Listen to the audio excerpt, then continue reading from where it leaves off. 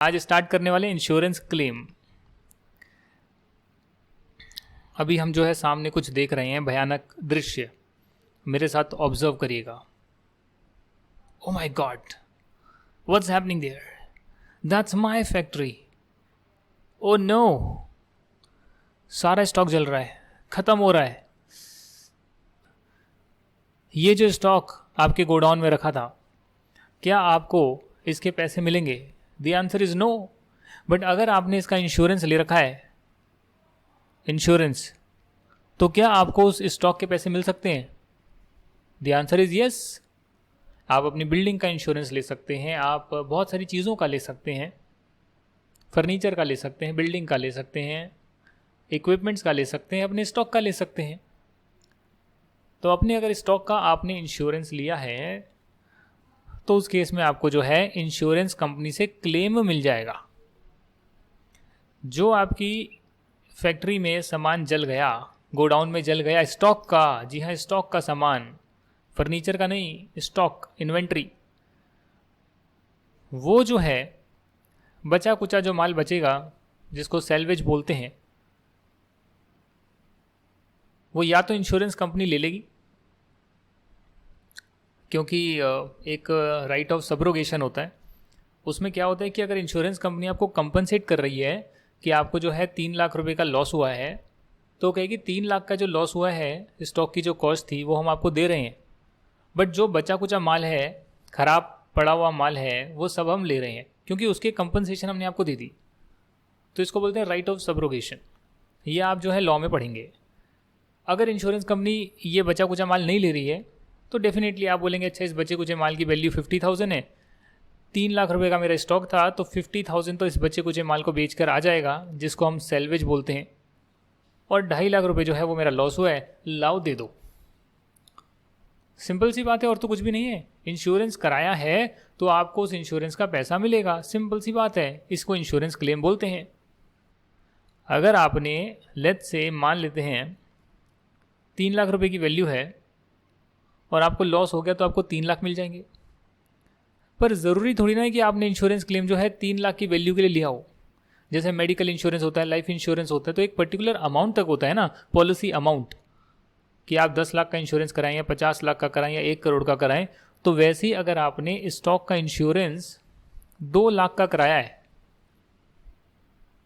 और एक्चुअली में लॉस आपको 3 लाख का हो रहा है, अगर कंपनी सेल्वेज वैल्यू ले रही है तो एक्चुअली में आपको लॉस जो है वो 3 लाख का हो रहा है, और सेल्वेज वैल्यू कंपनी नहीं ले रही तो उसको बेचकर आप 50,000 रिकवर कर लेंगे, तब आपको एक्चुअली में लॉस 2.5 लाख का हो रहा है। पर आपने पॉलिसी ही ली हुई है सिर्फ 2 लाख रुपए की, मतलब प्रीमियम 2 लाख नहीं है, but policy amount 2 lakh rupees है, कि in case of fire company आपको 2 लाख से ज़्यादा नहीं देगी। तो क्या आप मुझे बताइए क्या 2 लाख से ऊपर का क्लेम मिलेगा क्या? द आंसर इज नो, क्योंकि पॉलिसी अमाउंट से ज़्यादा का क्लेम कभी नहीं मिलता है। इसमें एक और प्रोविजन होता है जिसको हम बोलते हैं average clause. Average clause, average clause का मतलब क्या होता है?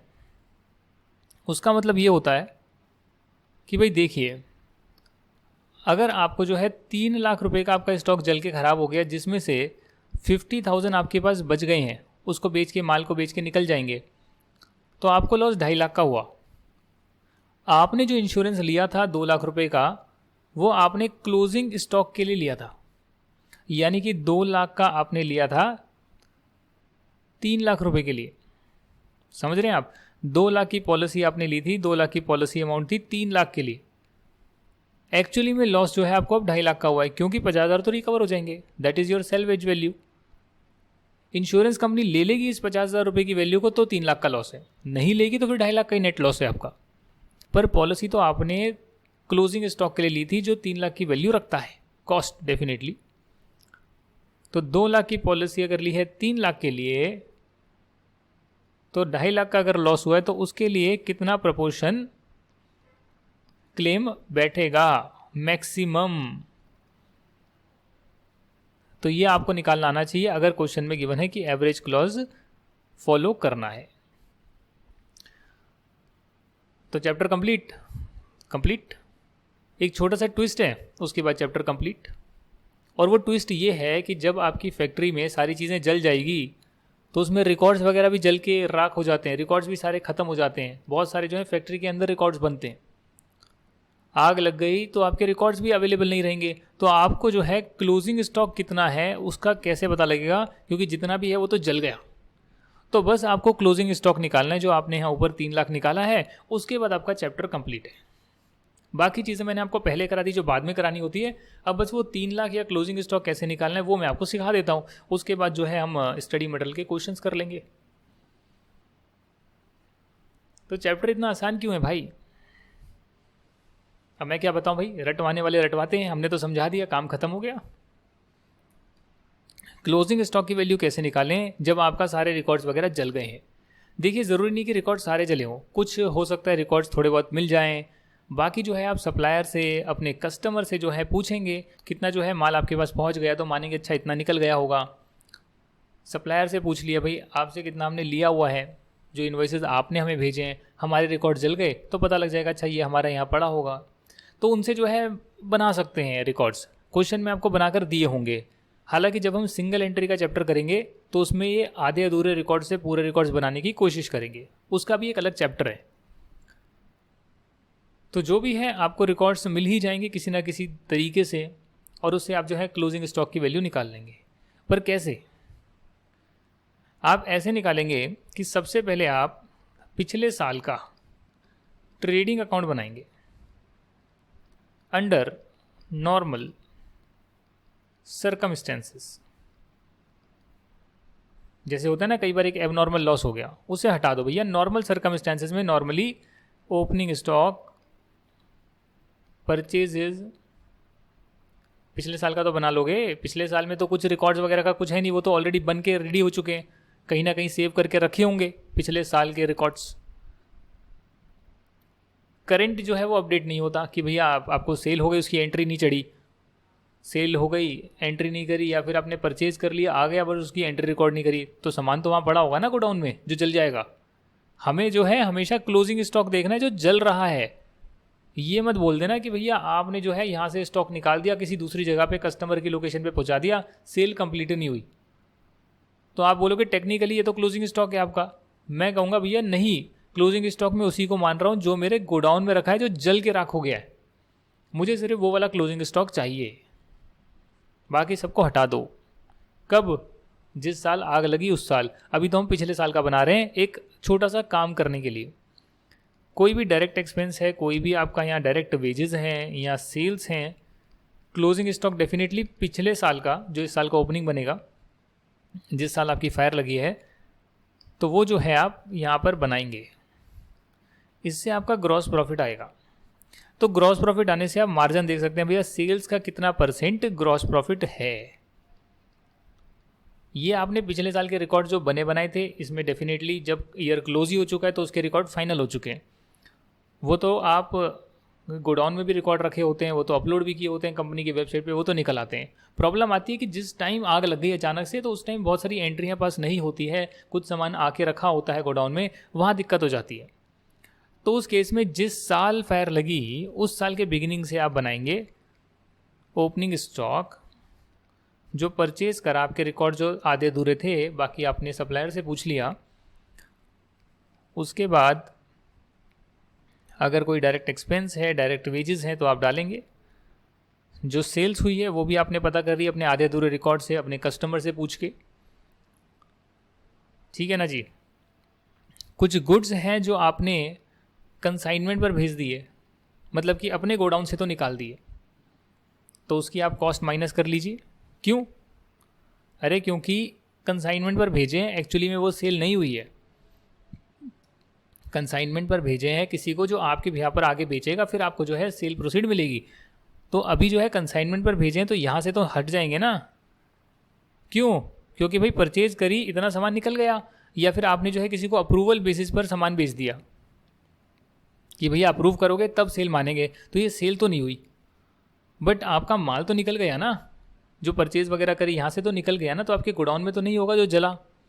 तो इसलिए आप उन सबको हटा देंगे और सेल्स के बेसिस पर यहाँ पर जो भी है ग्रॉस प्रॉफिट निकालेंगे। कैसे? पिछली बार के मार्जिन के बेस पर, जो पिछली बार 20% का ग्रॉस प्रॉफिट आया फॉर एग्जांपल, तो इस बार भी सेल का 20% ग्रॉस प्रॉफिट मान लेना। जिस साल फायर लगी उस साल till the date of fire,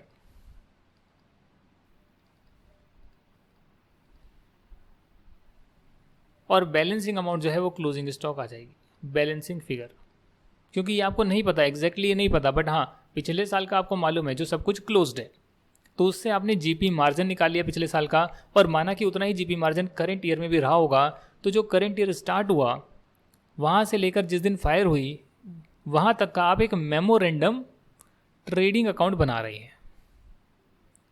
memorandum trading account बना रहे हैं जिसमें जो इन्फॉर्मेशन गिवन है वो डाल रहे हैं। Opening stock purchase, direct expense, direct labour, sales जो एक्चुअली में सेल प्राइस पर हुई है, जो कंसाइनमेंट पर या अप्रूवल बेसिस पर भेजे उनकी कॉस्ट आप यहाँ से हटा रहे हैं, और सेल्स का एक परसेंटेज है जीपी मान रहे हैं, जो पिछला परसेंटेज था वही लगाकर आप ग्रॉस प्रॉफिट मान रहे हैं, जिससे कि क्लोजिंग स्टॉक की बैलेंसिंग फिगर निकल कर आ रही है। अगर यहाँ पर कुछ एबनॉर्मल आइटम्स हैं, यानी कि मान लीजिए कि आपने एक पर्टिकुलर स्टॉक है, एक इन्वेंट्री खरीदी थी, उसको आपने जो है 30% पर बेचा। वैसे तो सबको आप 20% पर बेचते हैं, इसको 30% पर बेचा, तो इसको एक बार सेपरेट कर लीजिए, परचेज से भी हटा दीजिए, सेल से भी हटा दीजिए। सेल्स में 30% प्लस करके बेचा होगा ना, तो वो चीज़ें हटा दीजिए। हमेशा नॉर्मल सर्कमस्टेंस पे जो नॉर्मल जीपी रेशियो है उसके हिसाब से ये आपको बनाना है।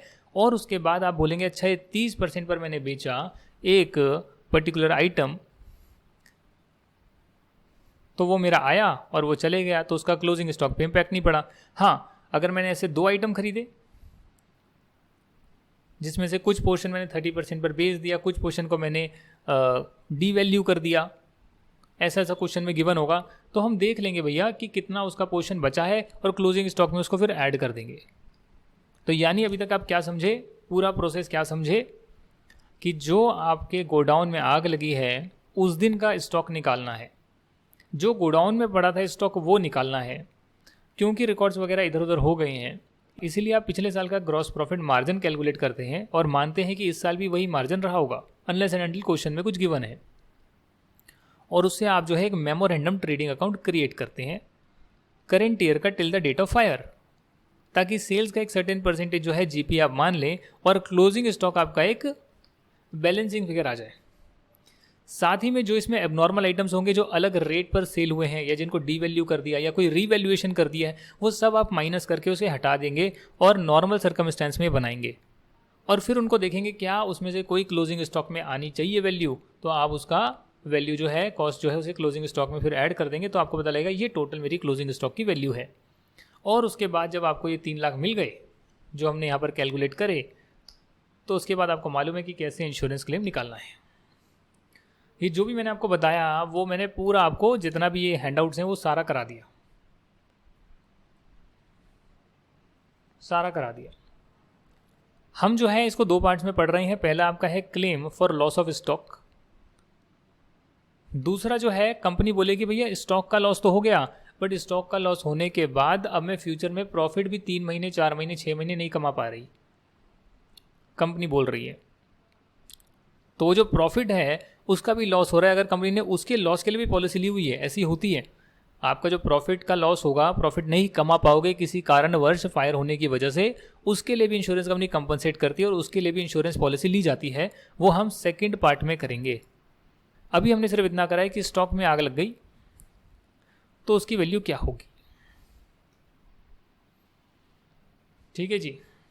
स्टेप नंबर 1, पिछले साल का ट्रेडिंग अकाउंट बनाइए ताकि आपको ग्रॉस प्रॉफिट पता लगे। अगर क्वेश्चन में ग्रॉस प्रॉफिट गिवन है तो ये बनाने की ज़रूरत नहीं है।